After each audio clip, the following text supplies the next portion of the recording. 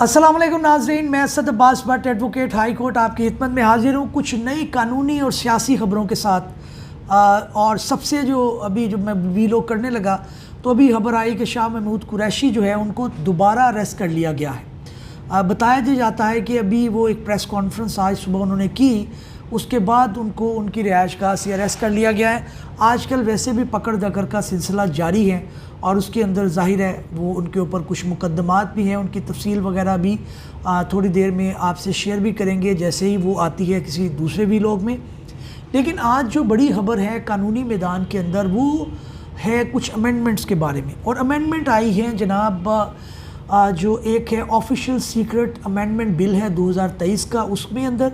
और दूसरा Pakistan army act amendment bill है 2023 का उसके अंदर। जब भी कोई कानून बनता है वो नेशनल असम्बली से इनिशिएट हो तो उसके बाद वो सेनेट में जाता है, अगर सेनेट से हो तो नेशनल असम्बली, और फिर वो हमारे सदर के पास जाता है और सदर उसके ऊपर जो है वो अपनी आखिरी सिग्नेचर करते हैं। ये अमेंडमेंट जो है वो एक कानून था आर्मी एक्ट का 1952 का, उसके अंदर की गई। और जैसा कि मैंने बताया कि ऑफिशियल सीक्रेट एक्ट है जिसके अंदर कोई भी आर्मी की या उनकी तनसीबात के मुतल्लिक कोई अगर आप कोई इस तरह की इंफॉर्मेशन जो सीक्रेट है तो उसको पेनलाइज़ किया जा सकता है। इसके अंदर बुनियादी तौर पर जो अमेंडमेंट आई हैं उसके अंदर मैं अगर आपको बताता चलूँ तो वो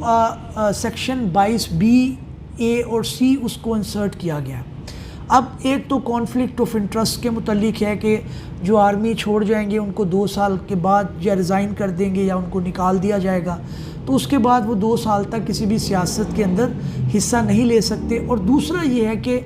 इलेक्ट्रॉनिक क्राइम को इसके अंदर इंक्लूड किया गया है कि कोई भी अगर जो है वो रिडिक्यूल करता है, स्कैंडलाइज करता है आर्म फोर्सेस ऑफ पाकिस्तान को, तो वो पेनलाइज होगा, उसको गालबन 2 साल के करीब जो है वो सज़ा दी जाएगी। इसी तरह से 55C है जिसके अंदर ये है कि जनाब वो कोई रिडिक्यूल करेगा तो उसको फिर इम्प्रिजनमेंट भी दी जा सकती है। अब इसके अंदर इम्पॉर्टेंट जो बात है वो देखने वाली ये है कि ये इसके अंदर जो एक तनकीद की जा रही है कि जनाब आर्मी कोड जो है उसके अंदर जो है वो बुनियादी तौर पर फंडामेंटल राइट को मलूज़ खातर नहीं रखा जाता और वो चीज़ें नहीं की जाती। उसको तो अदालत ज़ाहिर है जब ये चैलेंज होंगे, क्योंकि ज़ाहिर है हमारे मुल्क के अंदर कोई भी ऐसा कानून नहीं है जिसको वो बने तो फिर वो चैलेंज ना हो, उसको कोर्ट का तड़का लगता है तो उसके बाद ही वो एक मजबूत कानून बनता है। बाज़ औक़ात कोर्ट उसके अंदर से कोई चीज़ें ऐसी होती हैं जो निकाल दी जाती हैं तो उनको निकाल दिया जाता है, कुछ चीज़ें इस तरह की होती हैं जिनको रखा जाए तो रखा जा सकता है, तो वो ज़ाहिर है एक कोर्ट का तड़का लगेगा। लेकिन मज़ेदारी की बात इसके अंदर नोट करने वाली ये है कि ये अलवी साहब जो हैं, ये सदर हमारे जो हैं, ये ग़ालिबन इनका ताल्लुक़ PTI से रहा है। और इसके अंदर जो तनकीद बुनियादी की जा रही है वो ये की जा रही है कि PTI के वर्कर्स जो हैं उनको पेनलाइज़ करने के लिए ये किया जा रहा है। इसके अंदर बहुत सारे भी कानूनी सवाल हैं कि अभी ये अमेंडमेंट आई है और क्या इसका जो है वो रेट्रोस्पेक्टिव इफ़ेक्ट होगा। आम तौर पर क्रिमिनल लॉज का रेट्रोस्पेक्टिव इफ़ेक्ट नहीं होता। रेट्रोस्पेक्टिव इफ़ेक्ट मैं आपको बताता चलूँ वो ये होता है कि कानून आज बना है और उसका इतलाक़ माजी के जो इंसिडेंट हैं उसके ऊपर हो या ना हो, तो ये अभी चीज़ें बड़ी डिसाइड होनी है। अभी इसने लागू होना है नहीं होना, कब से होना है कब से नहीं होना, अदालत इसका फ़ैसला करेगी जब ये चैलेंज होगा। अभी तक तो कानून के अंदर ऐसा नहीं है कि इसका रेट्रोस्पेक्टिव इफ़ेक्ट हो और जो PTI के वर्कर्स जो मुख्तलिफ 9 मई के वाक़यात के अंदर हैं उनके ऊपर इसका इतलाक़ हो, तो ये अभी चीज़ें काफ़ी जो है वो subject to the interpretation of court होंगी। लेकिन मज़ेदारी की बात यह है कि अलवी साहब जो है वो PTI के कारकुन भी रहे हैं। अगरचे ये एक आर्गूमेंट है कि जब आप सदर बन जाते हैं तो उसके अंदर फिर आपका किसी भी पार्टी से ताल्लुक़ हो आप उससे निकल जाते हैं। लेकिन मज़ेदारी की बात यह है कि इन्होंने अपनी ही पार्टी के ख़िलाफ़, अगर जो तनकीद आ रही है उसको मान लिया जाए कि अपनी पार्टी के ख़िलाफ़ जो है वो कानून साजी की है। यहाँ पर जो चेयरमैन तहरीक इंसाफ है उनके लिए देखने वाली बात यह है कि जनाब आप वो वर्कर तलाश करते हैं जो आपकी पार्टी के लिए काम करते हैं, जो आपकी पार्टी के लिए खड़ा रह सकते हैं। जो आपके अलवी साहब हैं इन्होंने तो गालबन जो है वो हथियार डाल दिए, اور سائن کر دیے اس امینڈمنٹ کے اوپر، جو بظاہر یہ لگ رہا ہے کہ پی ٹی آئی کے ورکر کو ہی پینلائز کرے گی۔ تو عمران خان صاحب کے لیے بھی یہ ایک بڑی جو ہے وہ نوٹ کرنے والی بات ہے کہ وہ ورکر جو، اگر آپ واقعی کوئی ریولوشن کی بات کرتے ہیں، آپ کوئی تبدیلی کی بات کرتے ہیں، تو وہ چیزیں ہوں جس کے اندر واقعی کوئی دم ہو۔ اگر آپ خود جو ہے وہ اس طرح کے کارکن کو جگہ دیں گے، اس طرح کے کارکن کو آپ صدر بنائیں گے، ان کو عہدے دیں گے، تو پھر وہ بعد میں یہی ہوگا کہ وہ جب مشکل اور کڑا وقت آئے گا آپ کی پارٹی کے اوپر تو وہ کھڑے نہیں ہو سکتے۔ اور یہی ہوا کہ ایک ایک کر کے سب بکھر گئے، کوئی نظریاتی نہیں تھا، کوئی معاملات نہیں تھا۔ یہ بات بالکل یہ ایک ماننے والی بات ہے کہ ہمارے ملک کے اندر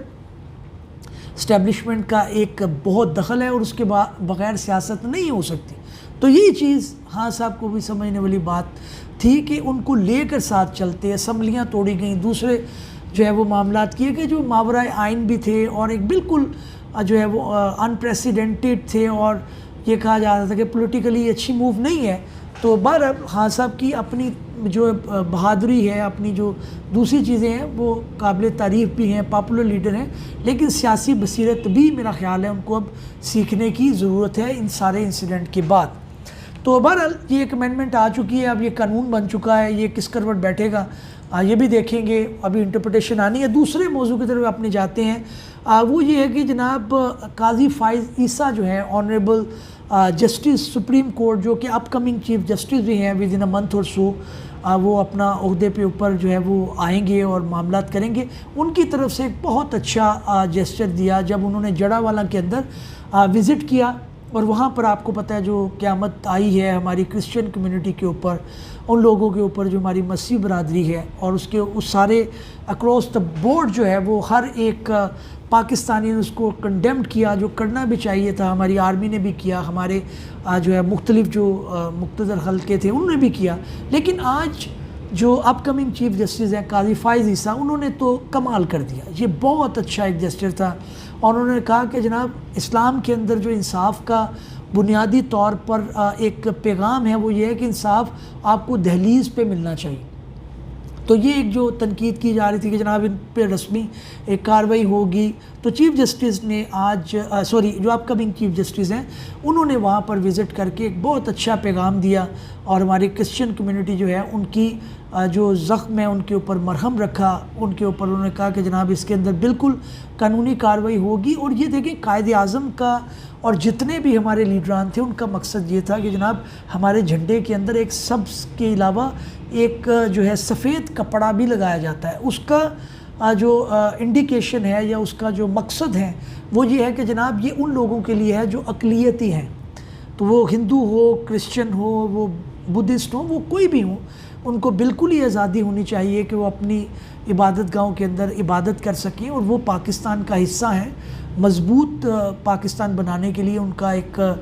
کردار ہے جس کو ہمیں ہمیشہ اپریشیٹ کرنا چاہیے، اور یہ نہیں بھولنا چاہیے کہ ہمارے قائد نے، ہمارے مذہب نے، ہماری شریعت نے کسی طور بھی یہ جو ہے وہ نہیں رکھا۔ آپ اسلام کے اندر دیکھیں جزیے کا تصور ہے، جزیہ وہ ہوتا ہے کہ جو ٹیکس جو ہے وہ